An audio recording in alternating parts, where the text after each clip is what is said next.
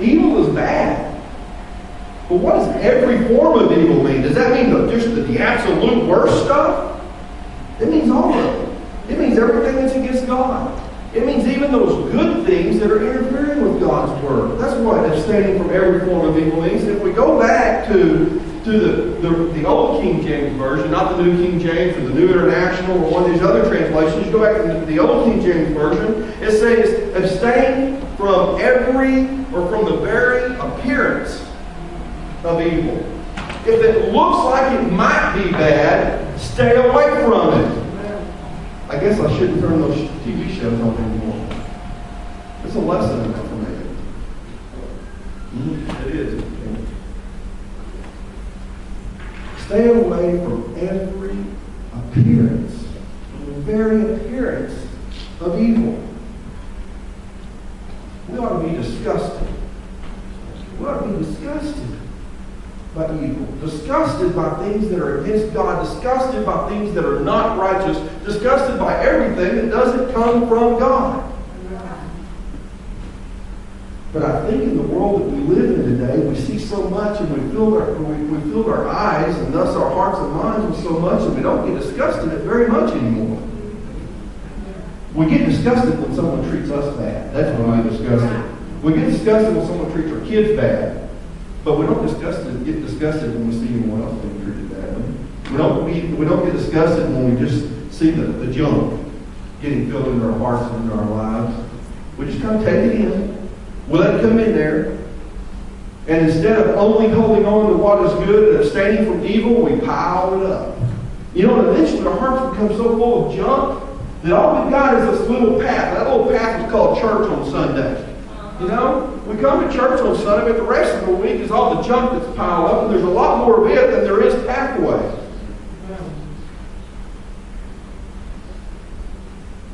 If you take in junk, and you're going to in this world, don't let it just pile up.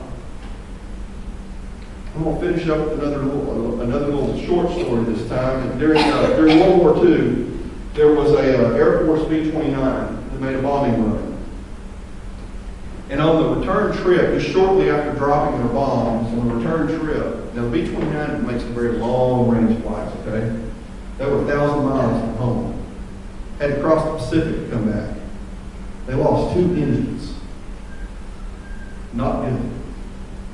Now, protocol said they would dump the fuel out of the plane, ditch the plane, jump out with parachutes, and hope for a rescue. They're 1,000 miles from home. They're in the western side of the Pacific. Chances of them getting rescued are pretty slim.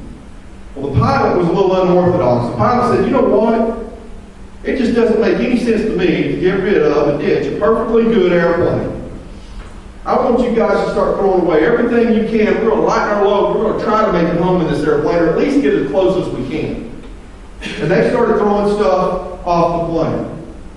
They threw ammunition off the plane. They dumped all their bombs that they had left into the ocean. They had military armor on the plane, and they began to dump that. They had other supplies that were there for the plane. They began to dump all those. They dumped every single thing they could off this plane. Seats that they didn't need to actually pilot the plane. They opened the hatch and they got rid of these seats. And somehow, they managed to win 1,000 miles across the Pacific in this plane to get home. They dumped everything they didn't absolutely need to get there. Where are you going? I'm going to heaven. Where are you going? All right. I'm going to heaven. And I've got to ditch everything in my life that's not helping me get there. Right. Because my life is so full of junk and it's weighing me down. It's a long trip. Hopefully about 40 more years away. Then again, if it come tomorrow, it wouldn't really be a bad thing, right? As Paul said, for me to live is Christ. For me to die is gain. When I die and pass away from this world, things get a lot better. Heaven is a wonderful place. Amen? That's where I want to go. These guys did everything they didn't need to get home, and they made it. Now, I wish I could tell you that Rick's story ended up just as happy as it did for these guys, but it didn't. Rick continued on, even though he lost his house and he lived in this home. He'd been doing and living that way for so long, he just kind of kept it up. And he filled his life up with junk again. Rick loved the Lord. Rick just didn't know how to live right. Rick just didn't know how to live right. You have a task in life. Your task, your job, your role, the meaning and purpose of life. You ever want to know the meaning of life? Most of you know it already. Glorify God. Amen. Glorify God. And if you're going to do that, you must, as Paul wrote in 1 Thessalonians chapter 5, test everything. Test everything. Hold on to only those things that are good. And abstain, that means stay away from them. Again, if we go back to the King James Version, stay away from the very appearance of evil. That's your message and your task that I give you for the rest of your life.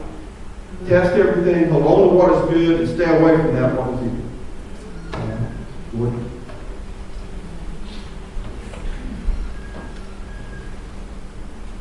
Did y'all enjoy that?